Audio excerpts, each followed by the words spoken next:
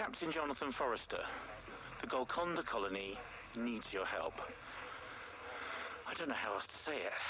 To anybody hearing this is what's happening. We have a full colony of people on board this vessel. That's tens of thousands of people.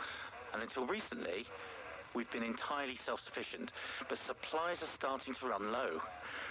More specifically, we're lacking a lot of technical components, air filters, water recyclers, circuit boards, things like that. And it's getting harder to patch this equipment up every year. There's only so long we can make do with what we have. And the other thing, and this is the real kicker, is that there's a disease going around which is knocking us sideways. Flu-like symptoms, but much more serious. People are dying. We're coping as best as we can, but our medical supplies are running low. And if this turns into a full-blown epidemic, then we're going to be in real big trouble. So I made the decision to reach out to you, whoever you are. Hopefully the tech's moved on enough for our signal to be picked up this far out. But the others really weren't sure if I should be doing this, because people here don't want interference from outsiders. But I don't want to worry them by explaining the reality of our situation. They're good people. I don't want them to be scared. So here I am, recording a call for help. Trust me, I wouldn't be asking if I didn't need to. I feel like I don't really know how to do this. I hope you understand. It's been a while. Captain Jonathan Forrester, signing off.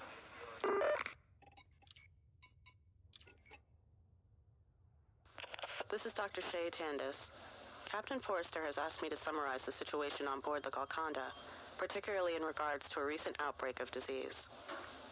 I must preface this by saying that any attempt to summarize the situation feels inadequate. There is so much to say about the symptoms, the development of our detection methods, and existing treatment philosophies. Nevertheless, I will attempt to speak concisely for the purpose of this broadcast. The disease, known colloquially among the people as the wasting kiss, is a mutated strain of viral nasopharyngitis. One of the drawbacks of living in an atmospherically self-contained structure for hundreds of years is that illness tends to linger. We can't very well sterilize a ship of this size, and with each generation these illnesses adapt to remain virulent. This one particularly so. Antiviral treatments aren't particularly effective, merely delaying the disease's progress. We have confirmed 6 deaths in the past month attributable to the disease. Our medical supplies are somewhat limited, adequate for maintaining health and the occasional serious illness or accident. In the event of a full outbreak, with hundreds of patients requiring treatment, we may be forced to resort to measures such as full quarantine and isolation. When the captain first suggested opening communication with outsiders, I must confess to a certain hesitation. On reflection, it would seem the logical decision for the well-being of the crew. One can only imagine what pharmaceutical advancements have been made over the last millennia. The possibilities are fascinating.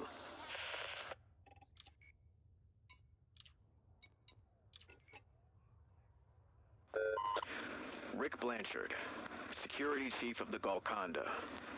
First things first. The safety and protection of the people aboard this ship is my primary objective.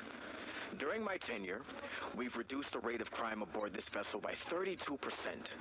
Violent crime is rare, and there hasn't been a murder in over 6 years.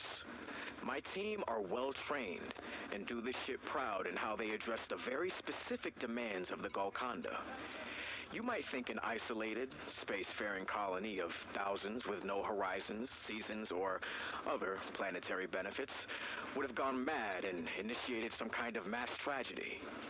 Well, not on my watch.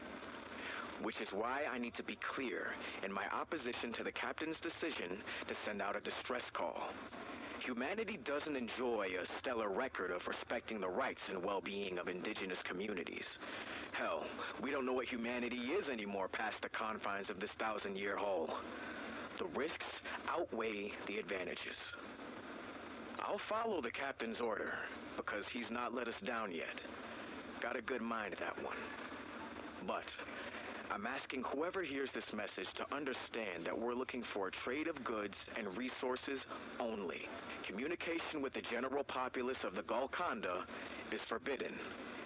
Messages regarding developments outside of the Golconda is forbidden.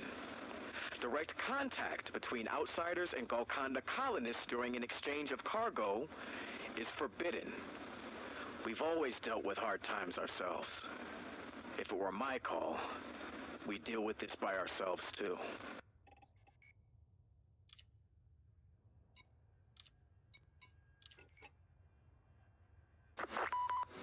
This is Aaron Gray of the Golconda. It's my responsibility as custodian to manage the needs of our people and ensure that everyone is fairly represented. I'm recording this message to satisfy the curiosity of anyone who may respond to our distress signal, I suppose. Truth be told, I'm not sure what to say. We're more than just a colony, you see. We're a family. Whenever a challenge is put in front of us, we resolve it together. When success is achieved, we celebrate collectively. We have... It's hard to put into words. Our ancestors chose to remain on this vessel centuries ago and leave our original destination behind. They did so because they had grown to love what they had achieved. Logs from that period show their anxiety at the prospect of leaving the Golconda. The generation ships were designed to keep colonists healthy, happy, and entertained, and somewhere in our journey, we came to feel loved, too. And yet, all things must come to an end. Sickness is rife and supplies are low. After so long fending for ourselves, the time has come to seek assistance from a civilization we no longer know. The captain believes that humanity has a heart and will come to our aid. If you're listening to this message, we're probably going to find out if he's right soon enough.